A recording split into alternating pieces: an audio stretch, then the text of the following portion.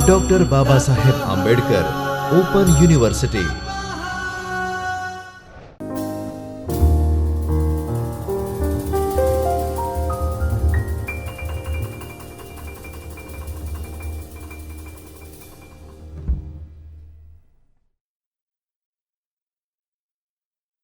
विद्यार्थी मित्रों नमस्कार।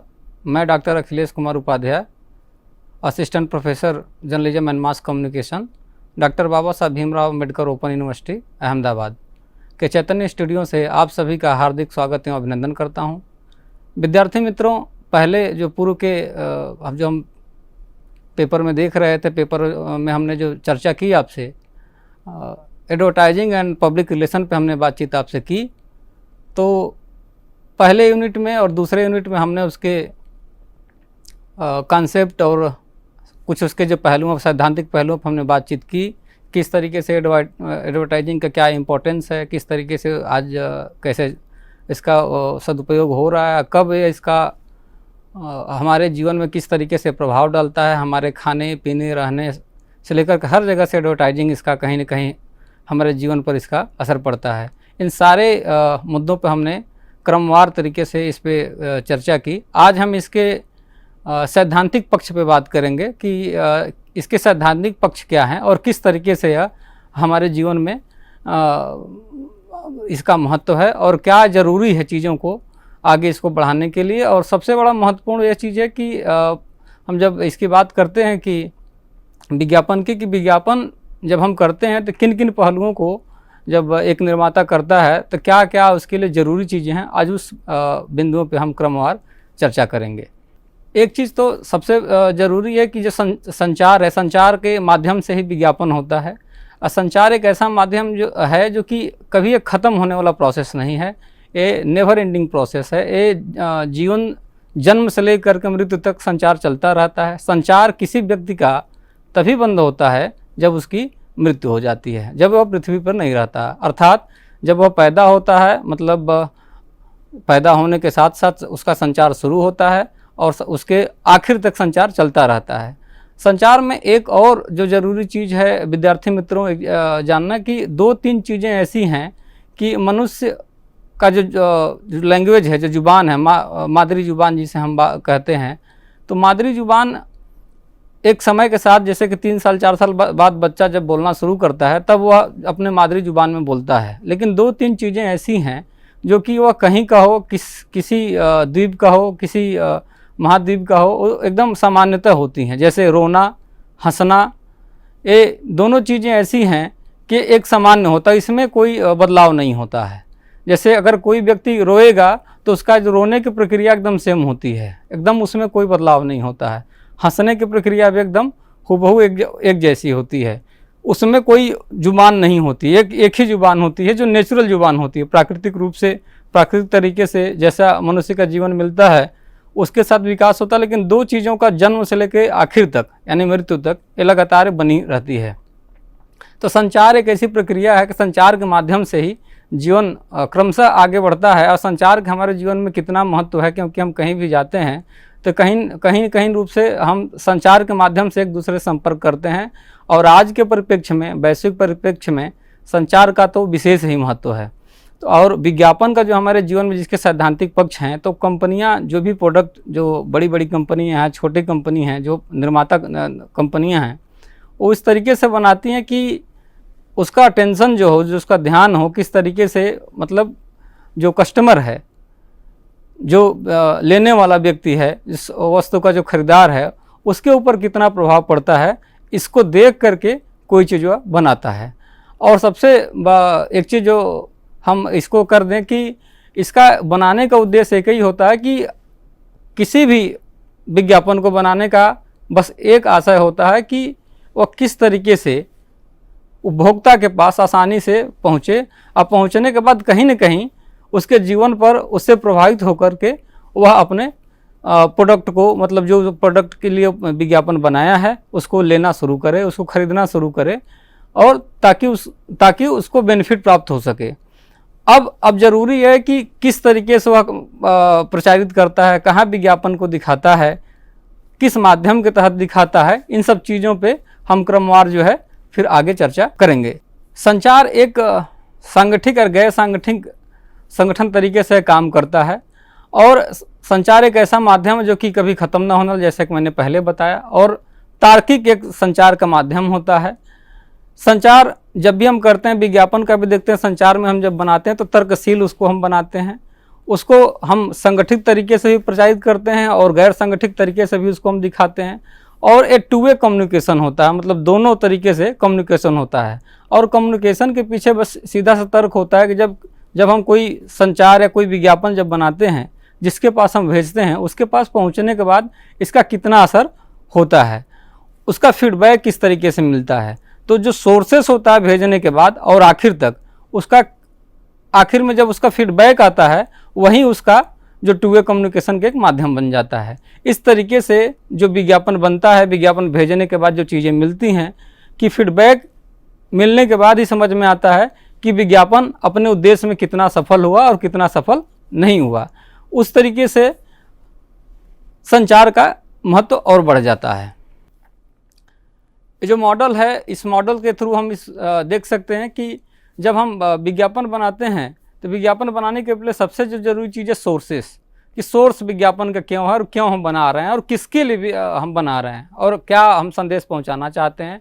फिर सोर्सेस जो हमारा एक सोर्स होता है, सोर्स को हम क्या करते हैं, मैसेज के थ्रू करते हैं, इनकोडिंग करते हैं, फिर उसको हम भेजते हैं। और फिर मैसेज को हम किस चैनल के माध्यम से फिर भेजते हैं, चैनल हमारा क्या है। जैसे चैनल में अब ले लें तो चैनल में इससे मीडिएटर का जो हमारा काम करता है चैनल, या तो रेडियो के थ्रू हम भेजें, या ब्रॉडकास्टिंग या टीवी के जरिए हम भेजें, या फिर सोशल मीडिया के तहत उसको हम भेजें, या डिजिटल मीडिया के माध्यम से हम इसको भेजते हैं। मैसेज जब हो गया, इनकोडिंग हो गया, इनकोडिंग के थ्रू भेजते हैं। जब मैसेज तब तक इनकोड नहीं होता है जब तक कि वो रिसीवर के पास पहुंच नहीं होता है। जब रिसीवर के पास जब मैसेज पहुंच जाता है जो हम भेजना चाहते हैं, विज्ञापन हो या कोई संदेश हो, उस पहुंचाने के लिए, तो रिसीवर के पास पहुंचने के बाद तो फिर वो मैसेज डिकोड होता है। डिकोड होने के बाद अब उसका फीडबैक कुछ दिन बाद मिलना शुरू हो जाता है। तो बाज़ार में जिस तरीके से फीडबैक को मिलता है, तो फीडबैक के बाद क्या होता है कि फिर धीरे धीरे सोर्सेस, जहाँ से सोर्स होता है उसके बाद फिर से जा करके वो मैसेज पहुँचता है। अब इन माध्यम के तहत जब जाता है तो इसमें कुछ टाइम लगता है। अब टाइम लगने के बाद जैसे ही एक समय अंतराल के बाद कहीं न कहीं से जो कंपनियां जो प्रोडक्ट बनाती हैं, बनाने के बाद उनके पास जब पहुंचता है तो पता ये चल जाता है कि उस विज्ञापन को जो उन्होंने भेजा था उसमें क्या कमी रह गई, कितना यह सफल रहा, इसके बनाने में कितना उसका नफ़ा नुकसान हुआ, और किस तरीके से आगे हम इसको आगे बनाएं जिसके लिए उसने प्रयत्न करना, कहाँ कमी रहेगी। इन सारी चीज़ों को फीडबैक के माध्यम से उसे पता चल जाता है। अब इसके किस तरीके से यह काम करता है, जैसे कि हम बातचीत करें कि ऑडियंस जो होता है जिसके पास हम भेजते हैं, उसके लिए हमने पहले बताया कि जो सेंडर होता है वो पहले भेजता है। अब भेजने के बाद वो मैसेज को क्या करता है कि कई तरीके से मैसेज को भेजा जाता है। आप किसको मैसेज आप भेजना चाह रहे हैं, एक मास मीडिया है, एक ग्रुप है, किसी आप इंडिविजुअल ग्रुप को भेज रहे हैं। इंडिविजुअल ग्रुप को भेज रहे हैं तो उसमें भी गैर संगठित संगठन है या आपका संगठन है, या फिर पब्लिक मतलब या सरकारी है या फिर गैर सरकारी है। इस तरीके से किसको आप मैसेज अपना पहुंचाना चाहते हैं, इस बात पे यह निर्भर करता है। फिर अब एक जैसे कि कोई जो पब्लिक जो फिगर होता है, जैसे कि हमारे कोई लोकतांत्रिक नेता हो, अपने मैसेज को कोई अगर पहुंचाना चाहता है, जैसे कि पिछले प्रचार में हमने देखा कि ऊपर से एक मैसेज आता था और फ़ोन उठाने के बाद कोई बोलता कि मैं नरेंद्र मोदी बात कर रहा हूं, ऐसे करके कुछ इस तरीके से। या फिर कई लोग बोलते हैं अपने संदेश को पहुंचाने के लिए एक ऑडियो क्लिप बनाते हैं, रिकॉर्डेड ऑडियो बनाते हैं, और उस ब्रॉडकास्टिंग के जरिए जो है फ़ोन के डिजिटल के जरिए एक सबको पास वो भेजते हैं। इसका असर होता है कि कुछ लोगों को समझ में आता है कि सीधे वह व्यक्ति हमसे बात करना चाह रहा था, जबकि वह एक तरीके से अपना संदेश पहुंचाता है। पहुंचाने के बाद वो फीडबैक उस पर निर्भर करता है कि वह व्यक्ति उसको कितना सुना है, उस पर निर्भर करता है। इस पर निर्भर या नहीं करता है कि इस चीज़ को कितना बाद में उसका क्या फीडबैक आएगा, क्या नहीं आएगा, लेकिन एक माध्यम यह भी अपनाया जाता है। तो कई तरीके से जो है, अब कभी कभी क्या होता है कि ट्रेनिंग सेशन में न्यू एम्प्लॉय को जो जैसे होता है ट्रेनिंग सेशन होता है, उसका जो मैनेजर होता है वह भी भेज देता है, वह भी मैसेज उसको थ्रू भेजता है, तो उसका फीडबैक अब कुछ समय अंतराल बाद उसका फीडबैक मिलता है। तो मैसेज कम्युनिकेट करने के लिए इस तरीके से टूल्स अपनाए जाते हैं। जो सेंडर जब मैसेज भेजता है उसके बाद जो पहुंचता है, पहुंचने के बाद जो उसका फीडबैक होता है, फीडबैक के बाद ही पता चल पाता है कि वह अपने कार्य में कितना वह सफल हुआ, कितना वह सफल नहीं हुआ। इस तरीके से यह काम करता है। अब दूसरा जो हमने बात करी उसमें डायग्राम में कि मीडियम, तो मीडियम का बहुत ही बड़ा रोल हो जाता है, क्योंकि जो मीडिएटर होता है वो बहुत ही बड़ा कदम होता है, क्योंकि मीडिएटर ही वो तय करता है कि यह मैसेज मतलब कितने क्षेत्रों को कवर करेगा और कहाँ इस मैसेज को हम भेज रहे हैं। सब जैसे कि मान लीजिए कि अगर कोई बड़ा समूह है, उस समूह को भेजने के लिए हम बड़े स्तर पे इस चीज़ को पहुंचाना चाहते हैं, हम टेलीविज़न और ब्रॉडकास्टिंग का उपयोग करते हैं, किस समय उपयोग करते हैं, कहाँ भेजना है, कितने टाइम पे भेजना है, इस चीज़ को कितनी बार दिखाना है, यह सब जो सोर्स होता है वो बनाने के लिए सारा जो टीम होता है, वह टीम बनाने के बाद ही उसको वह तय कर लेता है कि इस तरीके से हमको इस संदेश को आगे हमको पहुँचाना है और दिखाना है। फिर उसी के बाद जब वो मैसेज पहुंचता है डिकोडर के पास, तो फिर उस चीज़ को धीरे धीरे एक से दूसरे, दूसरे से तीसरे, तीसरे से चौथे, मतलब क्रमशः उसका जो है वो आगे वो पहुंचता चला जाता है। अब उसका फीडबैक क्या होता है कि जब अगला या कुछ वो कार्य करता है या अगला प्रोडक्ट बनाता है या फिर अगला कोई संदेश होता है या फिर चुनाव होता है, तो उसका फीडबैक उसके रिजल्ट के बाद पता चलता है कि वह इसमें कितना सफल हुआ। तो फीडबैक के बाद ही वह तय कर पाता है कि इस जो विज्ञापन बनाया गया, फिर ऑडियो क्लिप बनाई गई या वीडियो क्लिप बनाई गई, तो उस संदेश में कितना सफल हुआ, कितना असफल हुआ। इन सब चीज़ों के लिए फीडबैक के माध्यम से ही सोर्स के पास ये बातें पहुंच पाती हैं। अब इसमें 2-3 चीज़ें महत्वपूर्ण हैं। जैसे कि कोई विज्ञापन बनाता है तो उसमें एक इसका शॉर्ट फॉर्म अगर हम देखें तो SWOT का एक फॉर्म आता है, जैसे strength, weakness, opportunity and analysis. तब इसकी अगर हम इस क्रमवार इन चारों चीज़ों पर बात करें तो विज्ञापन हम बनाते हैं तो उसकी मतलब मजबूती क्या है, उसका स्ट्रेंथ क्या है। फिर उसके बाद हम देखते हैं कि जब विज्ञापन हम बनाए उसके बाद तो फिर उसकी वीकनेस क्या है, उसकी कमजोरियाँ कितनी हैं।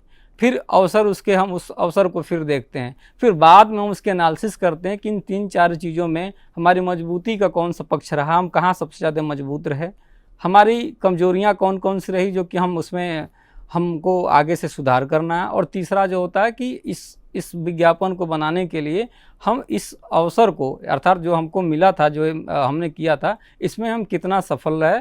और आखिर में इन सब चीज़ों को मिला करके हम करते हैं एक तरीके से अपना हम एनालिसिस करते हैं, उस पर हम मंथन करते हैं। मंथन करने के बाद ही हम चीज़ों को फिर नेक्स्ट जब हम बनाता, जब अगला विज्ञापन कंपनी बनाती तो इन चारों चीज़ों को वह फिर देखती है। और एक एडवर्टाइजिंग कंपनी का एक और सबसे बड़ा, और बनाने से पहले एक दूसरा काम जो करती है, एक रिसर्च टीम होती है। उसकी रिसर्च टीम या वे देखती है, रिसर्च टीम देखेगी कि मार्केट में जो प्रोडक्ट बना रहा है, जो वह उत्पाद बना रहा है, वह उत्पाद किसके लिए है, वह उत्पाद कहाँ तक जाएगा, वह उत्पाद का उपभोक्ता जो है कितने स्तर तक, मतलब उसको खरीदार कितने हैं और लेगा। तो फिर उसके तीसरी जो सबसे महत्वपूर्ण है कि जो वह उत्पाद बना रहा है उसके मुकाबले कोई और उत्पाद बाज़ार में उपलब्ध है कि नहीं, अच्छा उसकी कीमत कितनी होगी। इन सब 4-5 चीज़ों के लिए एक रिसर्च टीम जो होती है फिर उसको ला करके बताती है कि इसकी कंपैरिजन में, इसके तुलना में यह उत्पाद बाज़ार में उपलब्ध है, इसकी कीमत इतनी रखी हुई है और इतना सारा चीज़ें करने के बाद वो कोई नया प्रोडक्ट को फिर वो बनाते हैं। तो इस तरीके से फिर वो रिसर्च टीम काम करती है, फिर वो बनाते हैं। अब इन 2 चीज़ें जब हो गई तो उसकी वीकनेस और सारी चीज़ों को देखने के, तो पहला तो उन्होंने देख लिया कि उसकी स्ट्रेंथ क्या है, वीकनेस क्या है, उसकी अपॉर्चुनिटीज़ क्या है और एनालिसिस, से 4 चीज़ कर लिया। उसके बाद उन्होंने रिसर्च टीम, जो उनकी रिसर्च टीम का फीडबैक आ गया। फिर तीसरा वो क्या करते हैं, फिर ऑडियंस को टारगेट करते हैं कि अब इन्होंने जब बना लिया तो अब जो उनका उत्पाद है, अब उसका ऑडियंस किस प्रकार का है। अब ऑडियंस जो उन्होंने उत्पाद बनाया यंग है, या फिर एक फैमिली के लिए उत्पाद बना रहे हैं, या फिर वृद्धों के लिए उत्पाद बना रहे हैं, या फिर बच्चों का उत्पाद बना रहे हैं। अब जैसे कि अब बना रहे हैं कि अब बच्चों के लिए कोई उत्पाद बना रहे हैं, कोई बेबी सॉप बना रहे हैं या फिर कोई ऑयल बना रहे हैं, तो इस तरीके से उत्पाद के लिए फिर बाज़ार का मूल्यांकन करेंगे। मूल्यांकन करने में देखेंगे कि इस तरीके की चीज़ें कितनी उपलब्ध हैं, मार्केट में कितना है, हम इसकी कीमत कितना रखें, और बनाने से पहले हम इसको कहाँ कहाँ हम कम से कम दिखाएं, इसका विज्ञापन हम किन किन किन जगहों पे करें, ताकि कम से कम लोगों तक यह चीज़ें पहुंच सके आसानी से। अब जो चौथी चीज़ आती है, जो मैंने अभी बताया कि अब विज्ञापन करेंगे। अब जैसे कि लार्ज स्केल पे उनका विज्ञापन करना, जैसे कि एक बच्चों के लिए बना रहे हैं, तो बच्चे अब चाहे कोई पर्टिकुलर एक जगह के बच्चे तो हैं नहीं, तो पूरे, जैसे कि अब उन्होंने एक लार्ज उनका बड़ा ग्रुप है, बड़ा ग्रुप के लिए बनाने के लिए क्या करते हैं, बड़े समूह के लिए वह क्या करेंगे कि ब्रॉडकास्टिंग के जरिए, टीवी के जरिए, फिर रेडियो के जरिए, प्रिंट मीडियम का उपयोग करेंगे, जैसे कि न्यूज़पेपर का उपयोग करेंगे, मैगजीन का उपयोग करेंगे। अब न्यूज़पेपर में और मैगजीन में दो कॉमन डिफरेंसेस है। न्यूज़पेपर क्या करता है कि न्यूज़पेपर जैसे है कि उसके जो पढ़ने वाले लोग हैं जो उसके ज़्यादा हैं और उसको डेली एक न्यूज़पेपर जैसे उसको करते हैं। मैगजीन या तो फिर मंथली होती है या फिर 6 मंथली, फिर क्वार्टरली, ऐसे मैगजीन होती है, तो उसका जो पाठक होता है वह कम होता है अमूमतः जो न्यूज़पेपर के मुकाबले। अमूमन जैसे अब हिंदी न्यूज़पेपर की अगर हम बात करें तो हिंदी न्यूज़पेपर कम से कम 10 से 12 प्रदेशों में बखूबी पढ़ा जाता है। अगर विज्ञापन करने वाली कंपनी पहले पेज पर विज्ञापन करे, उसके लिए एक अच्छा अमाउंट फिक्स करे कि हम इसको आप इतने दिन तक आपको दिखाना है, तो वह क्या करेगा कि वह पहला जो पेज होगा वह दिल्ली हो या फिर गुजरात, उसका पहला जो कवर पेज होगा वह उसका विज्ञापन का होगा। अब बाकी बीच की जो आगे की चीज़ें होंगी, जो न्यूज़ होगा पीछे होगा। या फिर कभी कभी विज्ञापन हमें देखने को मिलता है कि न्यूज़पेपर का जो अखबार हमारा होता है उसके एकदम आखिरी पेज पर विज्ञापन होता है। कभी कभी जो न्यूज़पेपर के एकदम फ्रंट पे ही आजकल विज्ञापन हमको देखने को मिल जाता है। अगर हम सैद्धांतिक रूप से इसकी बात करें तो विज्ञापन के एक जो नियम है, यह विज्ञापन के मतलब न्यूज़पेपर जो अखबार हैं वह विज्ञापन कहाँ उनको छापना उसके नियम के अवरुद्ध है, क्योंकि नियम यह कहता है कि विज्ञापन जब भी होता है न्यूज़ के बाद होना चाहिए, न्यूज़ पहले होना चाहिए और जो है विज्ञापन बाद में होना चाहिए। जैसे कॉर्नर पे एक विज्ञापन हो, जैसे एक 8 स्केल का न्यूज़ बनता है, 8 कॉलम की न्यूज़ बनते हैं एक पेज में। 8 कॉलम की न्यूज़ में जो 8वां कॉलम होता है, 8वें कॉलम के पास जो जेड, अगर हम जेड बनाएं तो जो लास्ट में जेड का जो आता है हमारा स्केल, वहाँ पे हम विज्ञापन के एक मानक निर्धारण किया गया था। तो जो मानक की अगर हम बात करते हैं तो मानक कहीं पीछे छूट गया है और विज्ञापन आज के डेट में कमाने के दृष्टिकोण से अगर हम देखें तो विज्ञापन कहीं ज़्यादा हावी हो गया है। तो अखबार में आजकल पहला पेज न्यूज है, लेकिन एक अलग से पेज बना करके उस पर विज्ञापन हमको देखने को मिल जाता है। कभी कभी विज्ञापन हमको एकदम, जहाँ दैनिक जागरण या फिर सनमार्ग कुछ इस तरीके से लिखा रहता है, वहाँ पे संदेश हो, वहाँ पे कभी देखने को मिल जाता है, कभी कभी हमको पीछे मिल जाता है। तो कोई एक निर्धारित प्रक्रिया नहीं कि विज्ञापन आजकल कहाँ मिल जाए। अब यह तय इस पर करता है कि कंपनी कितनी मोटी रकम उस अखबार को या फिर मैगजीन को या फिर कहाँ वो दे रही है। इसी तरीके से हम ब्रॉडकास्टिंग में जहाँ टीवी में अगर हम देखें तो वहाँ पे हमें देखने को मिलता है कि किस सीरियल की या धारावाहिक की या फिल्म हो, कुछ आ रहा हो, उसकी रेटिंग कितनी है, उसके देखने वाले ऑडियंस कितने हैं, उसमें विज्ञापन देखने को मिलता है। कभी कभी जो मल्टीप्लेक्स हैं सिनेमा घरों में हमको विज्ञापन देखने को मिलता है। इस तरीके से विज्ञापन हर तरीके से कहीं ना कहीं हमारे जीवन में देखने को मिल जाता है।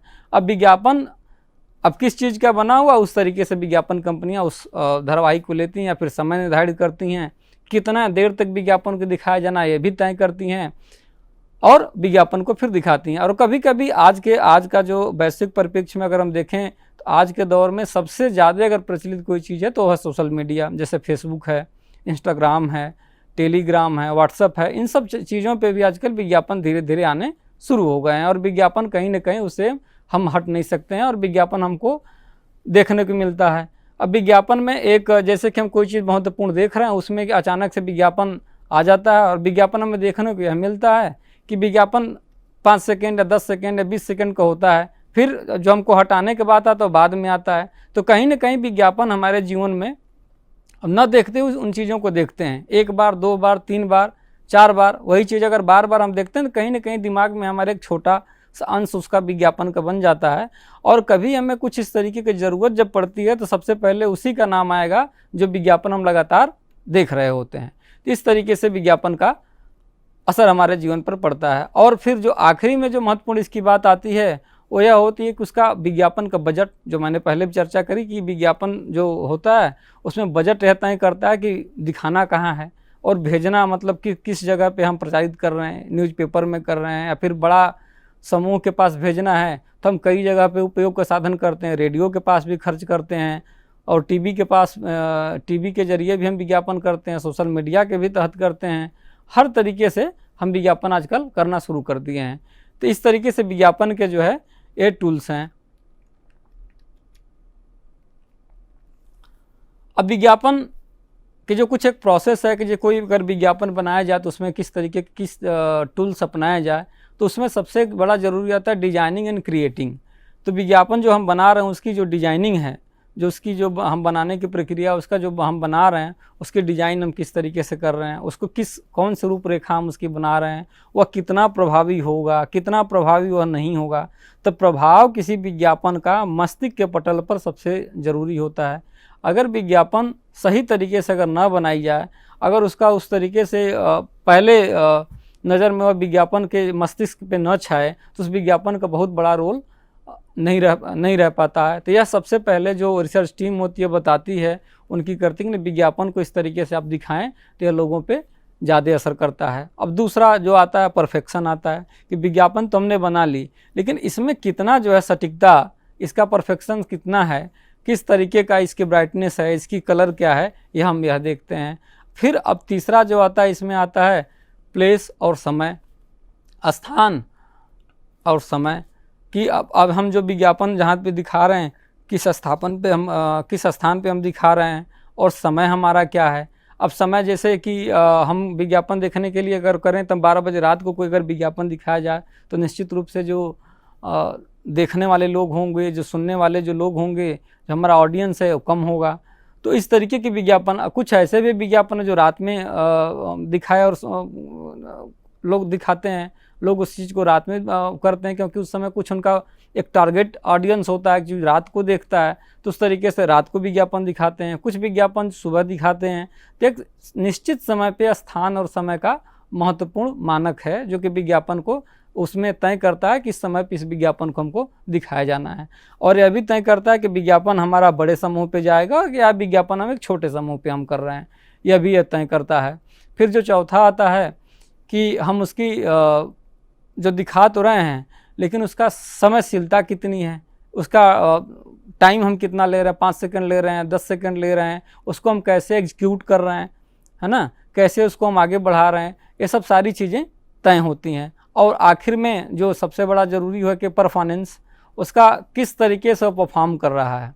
यह सारी चीज़ें जब हो जाती हैं, जब मार्केट में विज्ञापन उतर जाता है तो कहीं ना कहीं से फीडबैक की एक टीम होती है, वो देखना शुरू करती है कि इसका जो विज्ञापन बना था उसका किस तरीके से रिजल्ट मिलना शुरू हो रहा है, परिणाम उसका किस तरीके से मिलना शुरू हो रहा है। अब जो हम उसमें विज्ञापन की बातचीत करें तो कुछ विज्ञापन के कुछ मॉडल्स हैं जो कि हम निश्चित रूप से उसको मॉडल्स को आज भी कंपनियां उसको फॉलो करती हैं। और एक तो जो कि एक रेगुलर है मॉडल्स है जो कि उसको हम बनाते हैं और देखते हैं। एक मॉडल है किसी की आप सभी जानते हैं लगभग कि न्यूज़पेपर और प्रिंट मीडियम का जो माध्यम है न्यूज़पेपर और मैगजीन है। दूसरा ब्रॉडकास्ट में टीवी एंड रेडियो है। तीसरा डायरेक्ट मेल्स, जो ईमेल हम करते हैं किसी ऑडियंस को तो उसमें हम क्या करते हैं कि हमारा टारगेट ऑडियंस होता है या फिर उसके पास हम भेजते हैं जिसको हम जानते हैं, तो उसमें एक समूह बना करके उस पर्टिकुलर ग्रुप को हम मेल भेजते हैं। जैसे कि आजकल कई कंपनियां अपने प्रचार करने के लिए, जैसे जोमैटो हुआ, फूडी हुआ, इस तरीके से कई कंपनी अपने पर्टिकुलर करके एक आपने एक बार शॉपिंग करी तो उसमें शॉपिंग करने के बाद क्या होता है कि आपका ईमेल आईडी और मोबाइल नंबर नोट कर लेते हैं। तो समय समय पे आपको मोबाइल पे कुछ ऑफ़र का मैसेज करेंगे, कुछ आपको ईमेल के ज़रिए कुछ इस तरीके से इनवाइट करेंगे कि आपके मोबाइल नंबर पे या फिर आपके ईमेल पे इस छूट आई हुई है, इतने प्रतिशत की छूट है, 50% की छूट है या फिर 40% की छूट है। तो कहीं ना कहीं आपको लोभन देती हैं, कहीं ना कहीं आपको दिखाना चाहती हैं कि आप हमारे पुनः इस चीज़ को आप खरीदें और इसमें हम आपको इतना लाभ हम दे रहे हैं। इस तरीके से एक टारगेट ऑडियंस तब बनता है जो कि एक समूह होता है पर्टिकुलर, उन्हीं को मेल भेजे जाते हैं। और कुछ एक होती है डायरेक्टरी में हम क्या करता है कि जो विज्ञापन कंपनियां होती हैं वो यूज करती हैं कुछ एक जो हम अखबारों में जैसे प्रिंट में प्रिंट के तुरंत न्यूज़पेपर में हम करते हैं, तो एक अलग तरीके का पेपर बना के येलो टैबलाइड्स, जैसे कि पीले पीत पत्र बोलें या पीत पत्रकारिता बोलें, इस तरीके का, तो उस तरीके के छोटे छोटे टूल्स अपना करके, छोटे बना करके एक प्रचारित करती हैं। लेकिन उनका एक टारगेटेड ऑडियंस होता है, वह उसको ज़्यादा दूर तक उसको नहीं ले जाते और दिखाते हैं, इस तरीके से फिर वो दिखाते हैं। दूसरा होता है एक earned and paid digital media. Digital media जो होता है उसमें हम क्या करते हैं, उस पैसे को हम पेड करते हैं और उस चीज़ को दिखाते हैं कि डिजिटल मीडिया तय करता है कि आपका विज्ञापन कितना बड़ा है और उसको कितना आप दिखाना चाह रहे हैं। ये सब सारी चीज़ें तय करती हैं। उसके अलावा कुछ मेन स्ट्रीम के अलावा जो मॉडल हैं, कुछ अलग जो मॉडल हैं, जैसे एक डगमार मॉडल है।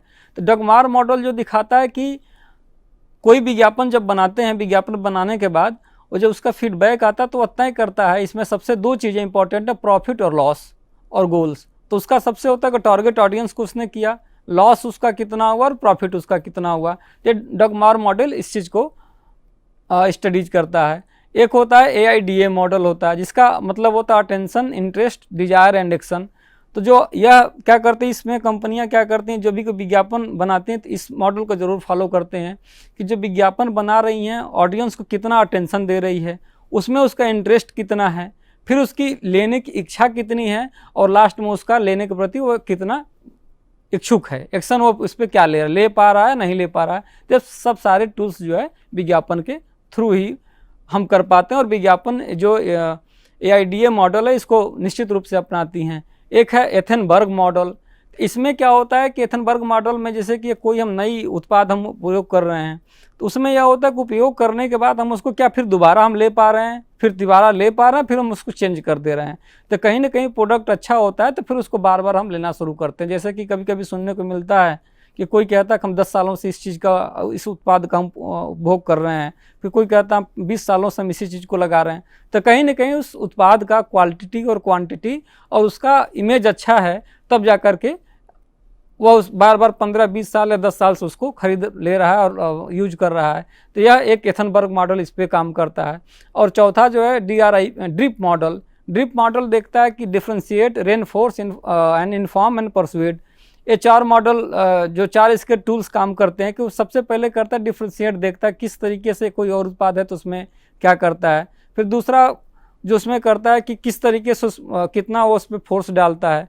तीसरा है कि सूचना उसकी क्या है, इन्फॉर्मेशन उसकी कितनी है। और चौथा उसको कंटिन्यू कर रहा है या फिर नहीं कर रहा है। ये जो 4 मॉडल हैं, ये निश्चित रूप से विज्ञापन कंपनी कभी कोई भी विज्ञापन बनाती है तो इन 4 मॉडल को, जो गैर परंपरागत हैं, परंपरागत तो जो हमने आपको बताया कि न्यूज़पेपर, डिजिटल मीडिया और ये सब सारी चीज़ें जो ब्रॉडकास्टिंग के जरिए करती हैं, जो गैर परंपरागत जो मॉडल्स हैं ये 4 हैं जिसको कि निश्चित रूप से कंपनी फॉलो करती है। और लास्ट में हम इसको देखते हैं कि इसकी एडवर्टीजमेंट के क्या इसके प्रभाव पड़े, इसकी रीच कितनी हुई, जो हमने बनाया उस ब्रांड की अवेयरनेस लोगों के पास कितनी है, और उसके बाद हम उसको टेस्ट करते हैं कि कितना इसमें हम सफल हुए और कितना इसमें हम सफल नहीं हुए। इन सब सारी चीज़ों को विज्ञापन कंपनियां ज़रूर स्पष्ट रूप से देखती हैं। तो विद्यार्थी मित्रों, हमने आज आपके समक्ष जो है थ्योरेटिकल बैकग्राउंड में हमने जो सैद्धांतिक पक्षों को विज्ञापन के, गैर परंपरागत मॉडल्स और परंपरागत मॉडल पे हमने चर्चा की और इसको क्रमवार हमने समझाया कि किस तरीके से यह विज्ञापन हमारे जीवन में काम करता है और कितने हम इससे प्रभावी होते हैं, और दूसरा क्या, कैसे बनाने के पीछे कंपनियां किस तरीके से काम करती हैं और किस तरीके से ऑडियंस को कैसे चुनाव करती हैं। इन सभी पक्षों पर हमने बातचीत करी है। तो विद्यार्थी मित्रों, हम अगले यूनिट में फिर एडवर्टाइज और विज्ञापन पर चर्चा करेंगे। धन्यवाद।